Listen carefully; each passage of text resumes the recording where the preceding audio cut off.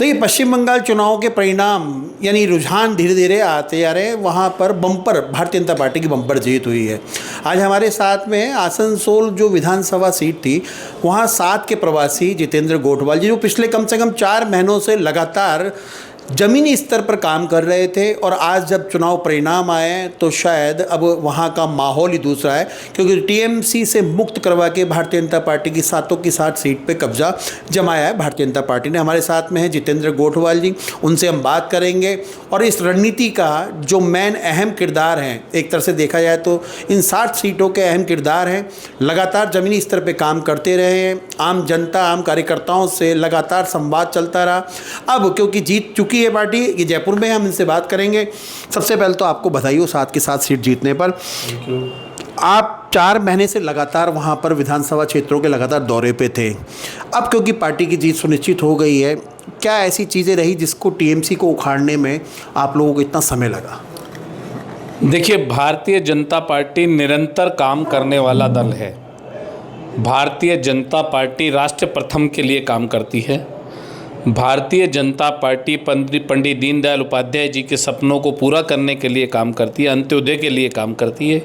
ये बात सही है कि काफ़ी समय लगा वेस्ट बंगाल में सरकार लाने में, लेकिन ये बात भी सही है कि वेस्ट बंगाल में जो सरकार आई है वो वेस्ट बंगाल के कार्यकर्ताओं की जीत है, माननीय मोदी जी का जलवा है, माननीय अमित शाह जी की, माननीय सुनील बंसल जी की, माननीय भूपेंद्र यादव जी की एक रणनीति है, जिसके कारण से हम लोग बूथ तक पहुँचे। बूथ पर हमारी पार्टी का स्ट्रक्चर तैयार हुआ, बूथ, शक्ति केंद्र, जनसंपर्क। और मैं लगातार 4 महीने रहने से मुझे एक नया अनुभव देखने को मिला कि बंगाल के लोगों के साथ जो अत्याचार ममता दीदी ने किए, उससे लोग त्रस्त थे। उन्हें लगता था कि अगर सुशासन चाहिए तो भाजपा लाना पड़ेगा, उन्हें लगता था विकास चाहिए तो भाजपा लानी पड़ेगी, उन्हें लगता था कि देश को बचाना है तो भाजपा लानी पड़ेगी, उन्हें लगता था कि बंगाल को बचाना है तो भाजपा लानी पड़ेगी, उन्हें लगता था महिलाओं को सुरक्षा देनी है तो भाजपा लानी पड़ेगी।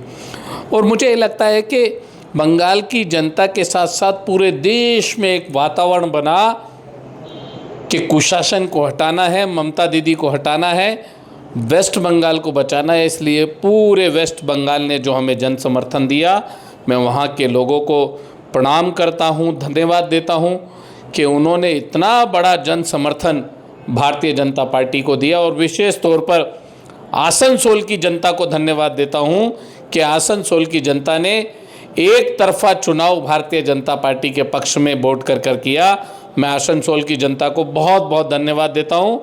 और मैं ये भी कहना चाहूँगा कि बंगाल के कार्यकर्ताओं ने इतने समय जो त्याग किया, जो तपस्या की, उसका परिणाम उतनी ही बड़ी मात्रा में उनको इतने बहुमत के साथ मिला है। उन सभी को मेरी ओर से बधाई, बंगाल के सभी नेतृत्व को बधाई, हमारे केंद्रीय नेतृत्व को बधाई, और हमारे यह प्रदेश के यशस्वी मुख्यमंत्री जी माननीय नितिन नवीन जी, सभी ने लगातार जो परिश्रम किया, जिसका ये परिणाम है।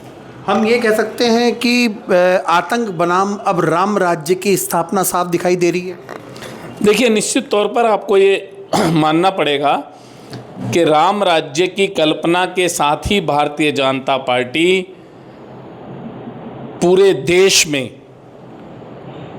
देश में भगवा फहरा पाई है।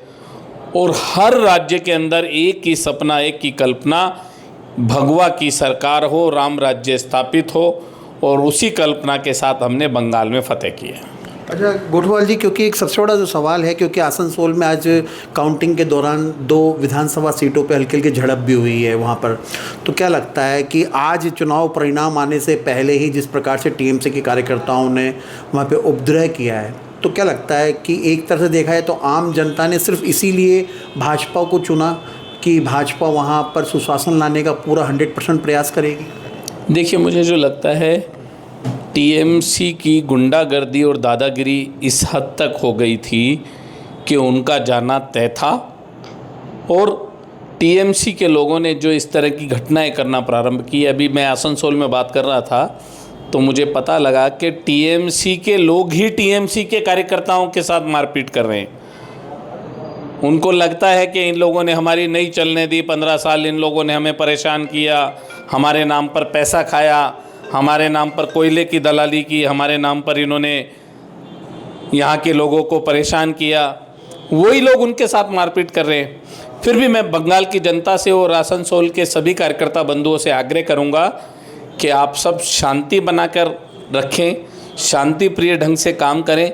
भारतीय जनता पार्टी पीसफुल शांति के लिए काम करती है। भारतीय जनता पार्टी अहिंसा के लिए काम नहीं करती। भारतीय जनता पार्टी जो है सब कार्यकर्ताओं को साथ लेकर चलने की बात करती है। अच्छा गोठवाल जी, मेरा एक जो बहुत अहम सवाल है, क्योंकि ममता बनर्जी और अभिषेक बनर्जी दोनों भतीजे हैं उनके, लेकिन पूरे चुनाव में कहीं पे भी अभिषेक बनर्जी नज़र नहीं आए ममता के साथ में।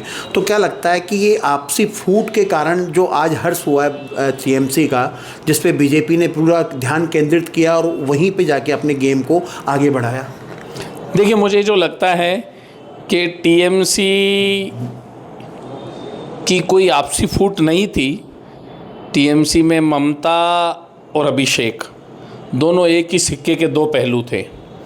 मुझे याद आता है कि अभिषेक ने एक भाषण में कहा था कि अगर अमित शाह जी में हिम्मत है तो वो 4 तारीख को दोपहर तक कलकत्ता में रुके। मैं तो उनको कहना चाहूँगा, अमित शाह जी वो कार्यकर्ता हैं जिन्होंने पार्टी के लिए संघर्ष भी किया, जिन्होंने पार्टी को खड़ा करने का भी काम किया, और वो 4 तारीख के लिए क्या, हमेशा के लिए उनकी पार्टी वेस्ट बंगाल में राज करने वाली है। मेरे भाई, मुझे लगता है कि आपको बोलते समय संयम रखना चाहिए था, क्योंकि आप चोरों के चोर, डकैतों के डकैत, और आपकी ममता जी और अभिषेक ने जो वहाँ पर लूट मचाई, उसका परिणाम है टीएमसी सत्ता से बाहर है। एक गोठवाल जी, एक जो सबसे अहम सवाल है बंगाल का, क्योंकि नरेंद्र मोदी जी ने अपनी कई सभाओं के अंदर में सिंडिकेट का जिक्र किया कि सिंडिकेट जो है बंगाल पे बहुत ज़्यादा हावी है। तो क्या लगता है सरकार बनने के बाद में, मुख्यमंत्री जो भी बनेगा वो अलग बात है, सरकार बनने के बाद क्या भारतीय जनता पार्टी का वहाँ जो पहला नेतृत्व होगा, पहली सरकार होगी, वो सिंडिकेट पर कितनी लगाम लगाएगी या ख़त्म ही कर देगी? देखिए, भारतीय जनता पार्टी, मैंने कहा कि सुशासन की बात करते हैं हम लोग। हमारे यहाँ पर ना तो कोई सिंडिकेट हमारे बड़े केंद्रीय नेतृत्व के लोग चलने देते हैं, और ना ही सिंडिकेट के किसी लोगों को हम लोग अपनी पार्टी के अंदर लेने वाले हैं, ना ही हम लोग टीएमसी के लोगों को हमारे बीच में लाकर काम करने की परमिशन देने वाले हैं। भारतीय जनता पार्टी में हमारी विचारधारा का कार्यकर्ता ही काम करेगा, और निश्चित तौर पर बंगाल में फिर से भगवा फहरा है, बंगाल में भगवा फहरा है तो फिर से फहरे, उसके लिए हम काम करेंगे। एक मेरा छोटा सा सवाल, क्योंकि आपके जवाब से मेरा निकला है, अगर भविष्य के अंदर में टीएमसी के कुछ नेता अगर बीजेपी में वहाँ बंगाल में शामिल होते हैं, तो आपके जवाब से साफ है कि इसका मतलब टीएमसी के किसी भी नेता को अब भारतीय जनता पार्टी में बंगाल में जगह नहीं दी जाएगी? बिल्कुल, मेरा यही मानना है कि भारतीय जनता पार्टी का कार्यकर्ता ही आगे आने वाले समय में पार्टी का नेतृत्व करेगा, और मेरा मानना है कि भारतीय जनता पार्टी की विचारधारा को व्यक्ति ही बंगाल को आकर लेकर जाएगा। जिन कार्यकर्ताओं की मौत हुई झड़प के अंदर में, उनके बलिदान के तहत देखा जाएगा। देखिए, जिन कार्यकर्ताओं ने पिछले चुनाव के बाद जिनके परिवार के लोगों को मार दिया गया, अब सच पूछो तो बंगाल की पूरी जनता ने आज उनको एक श्रद्धांजलि दी है। मैं भी उनको ऐसे अवसर पर याद करना चाहूँगा, उनको नमन करना चाहूँगा, और बंगाल की जनता को फिर से धन्यवाद देना चाहूँगा। तो बिल्कुल देखिए, ये थे 7 सीटों के प्रवासी जितेंद्र गोठवाल जी, जो इन्होंने बिल्कुल साफ तौर पे कहा है कि क्योंकि ये जो कार्यकर्ताओं की जीत है, बीजेपी के कार्यकर्ताओं की जीत है, इस कार्यकर्ताओं की जीत को धन्यवाद भी देते हैं। साथ में इन्होंने ये भी कहा कि आगे भविष्य के अंदर टीएमसी के किसी भी नेता या कार्यकर्ताओं को बंगाल में कम से कम पार्टी के अंदर जगह नहीं दी जाएगी, इनका मानना है। साथ ही इन्होंने सिंडिकेट को लेके भी एक बहुत बड़ा जो है बयान दिया है कि सिंडिकेट को ख़त्म किया जाएगा। अब आने वाला भविष्य, वहाँ पर मुख्यमंत्री कौन बनता है, ये एक बहुत बड़ा सवालिया भी निशान है, और प्रश्न जिन किसी महिला को बागडोर दी जाएगी या किसी पुरुष को दी जाएगी, ये तो वक्त बताएगा। लेकिन जितेंद्र गोठवाल जी ने अपनी 7 विधानसभा सीट पर जीत का परचम फैला के भारतीय जनता पार्टी के और कन्वे को बड़ा किया है, और साथ के साथ विधानसभा जीतकर इन्होंने जो एक संदेश दिया है कि कार्यकर्ताओं को कैसे जोड़ा जाए, जमीनी स्तर पर कैसे काम किया जाए। कैमरामैन जयपाल सिंह राठौड़ के साथ Manoj Sharma, news watch India, Jaipur.